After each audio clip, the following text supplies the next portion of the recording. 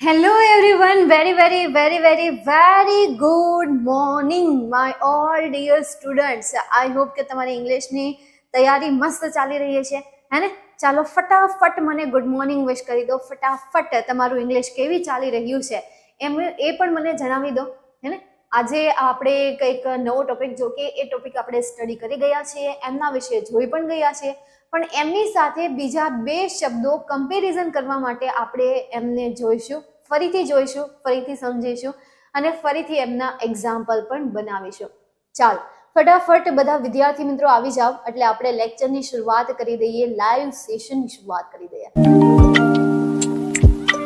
તો વિદ્યાર્થી મિત્રો, આજનો જે ટોપિક રહેશે એ topic use of auxiliary verb છે. મતલબ કે તમે જે ઓક્ઝિલરી વર્બ કહેવાય કોને, તો ઓક્ઝિલરી વર્બ ના આમ જોવા જાવ તો બે ટોપિક, પરંતુ અહીંયા ઓક્ઝિલરી વર્બ તરીકે અહીંયા મેં બે વર્બ લીધેલા છે. એક તો છે શુડ અને બીજું છે મસ્ટ. યાદ હોય તો આ શબ્દ આપણે જોઈ ગયા છે વિથ એક્ઝામ્પલ. યાદ છે ને તમને? આ એક્ઝામ્પલ આપણે જોઈ ગયા છીએ, આ શબ્દને પણ જોઈ ગયા છીએ. ચાલો ફરીથી આમને આપણે રિવાઇઝ કરી લઈએ, ફરીથી આપણે એમને યાદ કરી લઈએ. સૌથી પહેલા તો વિદ્યાર્થી મિત્રો, શુડ મતલબ શું જોશે? શુડ મતલબ શું થશે? માત્ર જોઈએ. શું કહે છે કે ભાઈ જોઈએ, પણ ફરજિયાત નહીં. પરંતુ મસ્ટ એટલે થશે જોઈએ જ, કે જેમાં આપણને ફરજિયાતપણું આપે છે. શું આપે છે? ફરજિયાતપણું. કે ભાઈ એમાં ફરજિયાતપણું, ફરજિયાત તમારે એમને ફોલો કરવાનું જ છે, ફરજિયાત તમારે એમનું અનુસરણ કરવાનું છે, by crook or by hook, hook and crook. તો ફરજિયાત પ્રમાણે જ્યારે આપણે કોઈ વસ્તુને ફરજિયાત ફોલો કરવાની હોય ત્યારે મસ્ટનો યુઝ કરીએ છીએ, અને જ્યારે જસ્ટ સજેશન કરો છો, જસ્ટ સૂચન કરો છો કે જે કરવું જરૂરી છે, બટ તમે એમ નથી કહેતા કે ભાઈ તમે ફરજિયાત કરો જ, કરવું જરૂરી તો છે પરંતુ ઓર્ડર નથી આપી રહ્યા, ત્યારે તમે શુડનો યુઝ કરી શકો છો. ચાલો એમના એક્ઝામ્પલ જોઈએ, બંનેના અલગ અલગ એક્ઝામ્પલ જોઈએ અને સાથે સાથે ગુજરાતી પણ કરતા જઈએ.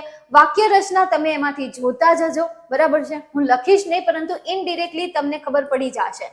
ચાલો જોઈએ. સૌથી પહેલા આપણે શુડનું વાક્ય બનાવીએ. તો શુડના વાક્ય તરીકે આપણે અહીંયા લખીએ, Radha should follow traffic rule.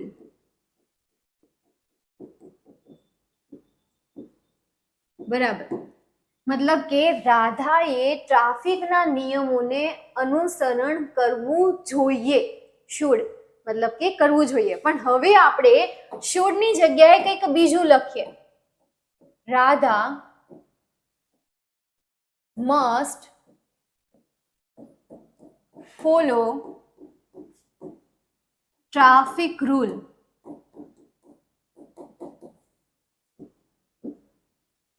હવે આનું ગુજરાતી શું થઈ જશે કે રાધાએ ટ્રાફિકના નિયમોનું અનુસર કરવું જ જોઈએ. જ જોઈએ આવે છે. જ્યારે મસ્ટ ત્યારે જ જોઈએ. જ્યારે ફોર્સફુલી તમારે કોઈને ફરજિયાત દેવું છે, રિસ્પોન્સિબિલિટી કોઈને આપી છે, then you can use must. But just તમારે સજેશન કરવું છે, ઓબ્લિગેશન આપવું છે, ત્યારે તમે યુઝ કરશો શુડ, અધરવાઇઝ આઉટ ટુ. શુડના ઓપ્શનમાં બીજો શબ્દ પણ છે, આઉટ ટુ છે.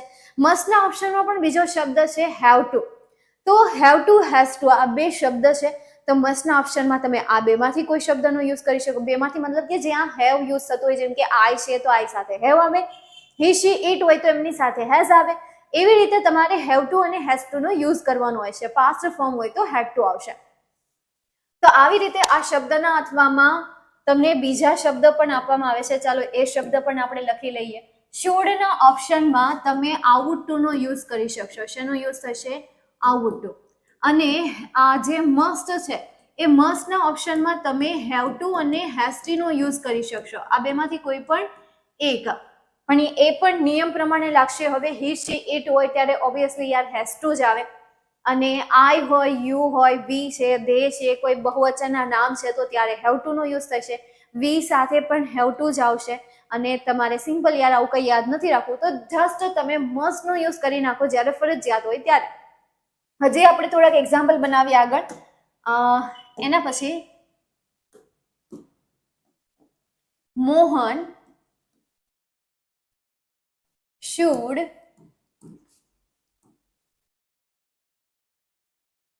read his book. બરાબર, કે ભાઈ એને એની બુક રીડ કરવી જ જોઈએ. અને બીજું હવે આપણે મસ્ટ વાળું બનાવીએ એક એક્ઝામ્પલ. માધુરી must obey his parents. પણ માધુરી માટે તો હર આવે નહીં? હા, માધુરી માટે શું આવશે? હર આવશે. તો અહીંયાથી આપણે હિઝ ને રિમૂવ કરી નાખીએ અને મૂકીએ her. Madhuri must obey her parents. Full stop. તો આ હતો મસ્ટ અને શુડ નો યુઝ, કે જે તમે ઓલરેડી જોઈ ગયા. હવે આમનું ગુજરાતી શું થાય કે ભાઈ તેમને આ કરવું જોઈએ, તેમને આ કરવું જોઈતું હતું, સોરી જોઈએ જ, તેમને આ કરવું જોઈએ, તેમને આ કરવું જ જોઈએ, તેણીને આ કરવું જોઈએ, તેણીને આ કરવું જ જોઈએ, રાધાને આ કરવું જોઈએ, રાધાને આ કરવું જ જોઈએ. પણ હવે તમારે એમ કેવું છે કે રાધાને આ કરવું જોઈતું હતું અથવા માધુરીને આ કરવું જોઈતું હતું અથવા તેણીને તે કરવું જ જોઈતું હતું, તો ત્યારે તમે શેનો યુઝ કરશો? તો તેના માટે અહીંયા બીજા બે શબ્દ છે. જે રીતે તમે શુડ અને મસ્ટ નો યુઝ કર્યો, સેમ એ રીતે તમારે શુડ હેવ અને મસ્ટ હેવ નો યુઝ કરવાનો. સમજાય છે? શુડ હેવ અને મસ્ટ હેવ. શુડ હેવ એટલે પાસે હોવું જોઈએ પણ થાય, અને મસ્ટ હેવ એટલે પાસે હોવું જ જોઈએ. જો આમના બે ગુજરાતી છે, માત્ર એક ગુજરાતી નથી અહીંયા કે ભાઈ તમે અહીંયા એક ગુજરાતી લઈ લો, નહીં. આમના બે યુઝ છે અને બંને યુઝ આપણે એક્ઝામ્પલ દ્વારા કરીશું. સૌથી પહેલા ગુજરાતી આમનું લઈએ કે પાસે હોવું જોઈએ. બરાબર, પાસે હોવું જોઈએ, કે જે આ બધાને ખબર છે. જે પણ સ્પોકન ઇંગ્લિશ ભણાવતા હશે, આઈ થિંક જે પણ ઇંગ્લિશના ટીચર હશે અથવા સ્ટુડન્ટ હશે, એમને પણ સારી રીતે ખબર હશે કે ભાઈ આના આ ગુજરાતી થાય છે. પરંતુ હવે આનું આપણે કંઈક બીજું જોવાના છીએ. પાસે હોવું જ જોઈએ. હવે આનું હું તમને બીજું ગુજરાતી પણ જણાવું. ઓર પાસે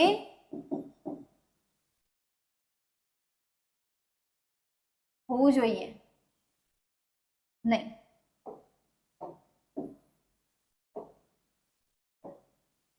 જોઈતું હતું.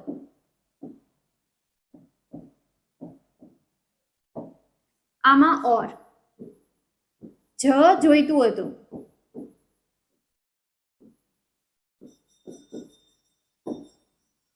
કઈ રીતે? પેલું પાસે વાળું આપણે બનાવીએ.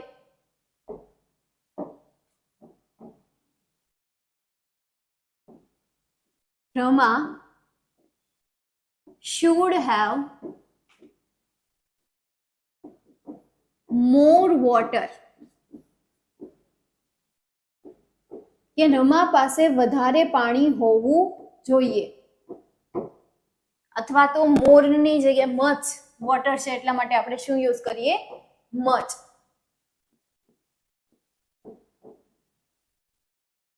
Rama should have much water, કે ભાઈ રમા પાસે વધારે પાણી હોવું જોઈએ.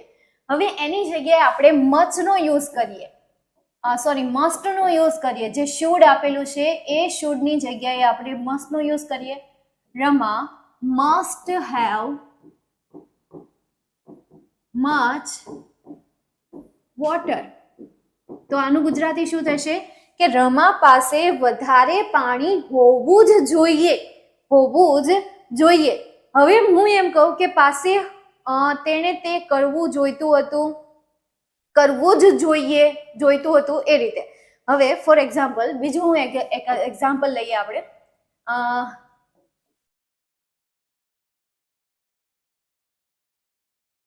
મનમોહન, મસ્ત નામ છે ને, મનમોહન should have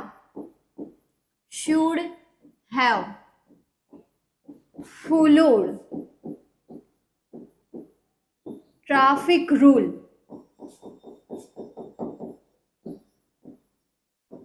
તો આનું ગુજરાતી શું થશે કે ભાઈ મનમોહને ટ્રાફિકના નિયમોનું અનુસરણ કરવું જ જોઈતું હતું. ભાઈ એક્સિડન્ટ થઈ જાય તો એ પછી આપણે આ કેવા થાય ભાઈ એને આવું કરવું જોઈતું હતું, જો એવું કર્યું હોત તો કઈ થાત નહીં. પણ એની જગ્યાએ હવે આપણે મસ્ટ નો યુઝ કરીએ તો એમના ગુજરાતીમાં થોડો ફરક પડશે.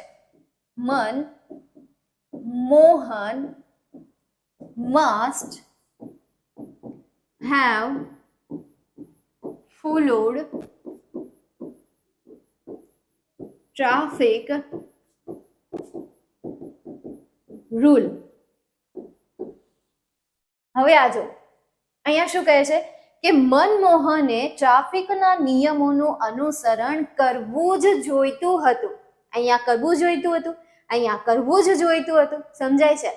અને હેવ પછી હંમેશા ક્રિયાપદનું V3 નું ફોર્મ આવે કે જેને ભૂત કૃદંતનું રૂપ કહેવાય છે. કેવું રૂપ કહેવાય છે? ભૂત કૃદંતનું રૂપ કહેવાય છે. ક્રિયાપદના જે ફોર્મ છે ને એ ફોર્મમાંનું એક ફોર્મ અહીંયા તમને આપેલું છે ભૂત કૃદંતનું રૂપ કે જેને પાસ્ટ પાર્ટિસિપલ કહેવાય છે અને ક્રિયાપદના 5 ફોર્મમાંથી એક ફોર્મ છે V3. તો આ એક તમારે યાદ રાખવું પડશે કે ભાઈ જ્યારે પણ તમે એવું સેન્ટેન્સ યુઝ કરો છો કે ભાઈ તેને આવું કરવું જોઈતું હતું, તેને આવું કરવું જ જોઈતું હતું, ત્યારે તમારે આ નિયમ યાદ રાખવાની અને સ્ટ્રક્ચર શું થાય એ જુઓ તમે અહીંયા.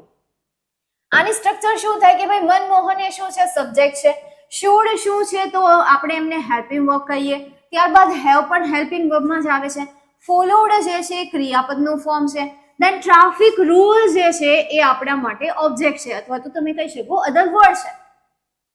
તો એની ફોર્મેટ શું થાય કે સબ્જેક્ટ, હેલ્પિંગ વર્બ અને ત્યાર પછી V3 નું ફોર્મ કમ્પલસરી અને ત્યાર પછી ઓબ્જેક્ટ. તો આ વાક્ય રચના કોની થશે?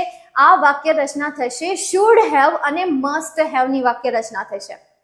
બંનેની સેન્ટેન્સ ફોર્મેટ સેમ જ છે પણ ક્યાં કઈ જગ્યાએ કયા શબ્દનો યુઝ કરવો એ ખબર હોવી જરૂરી છે.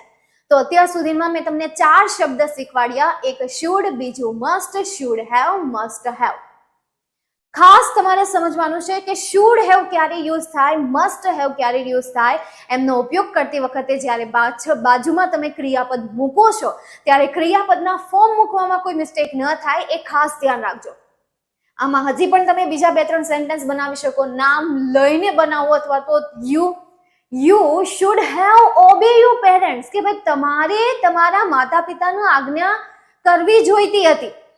હું એમ કહું you must have obeyed your parent કે ભાઈ તમારા માતા પિતાની તમારી માતા પિતાનું તમારે માન રાખવું જ જોઈતું હતું. You should have follow your schools rule કે ભાઈ તમારે તમારા જે શાળાના નિયમો છે એ નિયમોનું શું કરવું જોઈતું હતું? અનુસરણ કરવું જોઈતું હતું. You should have practice on that subject તમારે એ સબ્જેક્ટમાં પ્રેક્ટિસ કરવી જ જોઈતી હતી. આવા ઘણા બધા સેન્ટેન્સ છે કે ભાઈ જે તમે પાસ્ટમાં કહેવા ઈચ્છો છો કે ભાઈ પહેલા તમારે આ કરવું જોઈતું હતું, પહેલા તમારે આ કરવું જોઈતું હતું જ. તો આવી રીતે શુડ હેવ નું માત્ર એક જ મિનિંગ નથી, એમનો બીજો પણ મિનિંગ છે કે જે તમને નહીં ખ્યાલ હોય તો અત્યારે સમજી લો અને સેલ્ફ થોડાક સેન્ટેન્સ બનાવો. સેલ્ફ સેન્ટેન્સ બનાવીને એને તમે બોલો, તમારી રેગ્યુલર હેબિટમાં રાખો. હે ને? ચાલો, ક્લિયર અહીંયા સુધી બધાને? તો આ હતા આપણા 4 શબ્દ શુડ, મસ્ટ, શુડ હેવ અને મસ્ટ હેવ. પ્રેક્ટિસ કરો, રેગ્યુલર લાઈફમાં યુઝ કરો, હેબિટ બનાવો. કોણ કે ઇંગ્લિશ નો આવડે? આવડે જ પ્રેક્ટિસ કરવાથી. હે ને? ઇંગ્લિશ તો જેબમાં રહી જાય? ના, જેબમાં નો રહી જાય પાછી. હા પણ શીખાય તો જાય જ, એવું નહીં કે નો શીખાય. ચાલો, તો અહીંયા સુધી આપણે આજના સેશન રાખીએ છીએ. મળીએ નેક્સ્ટ સેશનમાં. જય હિન્દ, વંદે માતરમ, જય જય ગરુ ગુજરાત.